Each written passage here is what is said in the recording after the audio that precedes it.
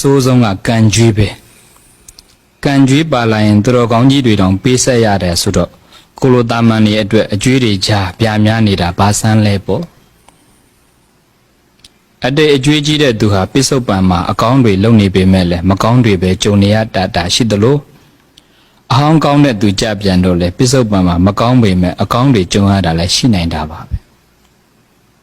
ဒါကသူ့အကြောင်းနဲ့သူ့အကျိုးပါကိုယ့်အတွက်ကတော့ကောင်းကောင်းဆိုးဆိုးကိုယ်တိုင်ပဲရင်ဆိုင်လက်ခံဖြေရှင်းရမှာပါအကောင်းများလို့လည်းပြောင်းမသွားနဲ့မကောင်းများနေလို့လည်းစောင်းမသွားနဲ့အတိတ်အဟောင်းအားကိုပစ္စုပန်အကောင်းအားနဲ့ထိန်းချောင်းပေးဖို့ပါပဲအရေးကြီးတာကအကျွေးဆက်ရင်အကျွေးမထပ်ဖို့ပဲအတိတ်ကအကျွေးတွေကြောင့်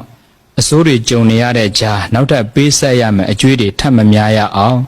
ကိုယ့်ရဲ့အလုပ်တိုင်းမှာတတိရှိနေဖို့ပါပဲအကျွေးပါရင်ဆက်ပါအတိုးတော့မထပ်ပါစေနဲ့ပေါ့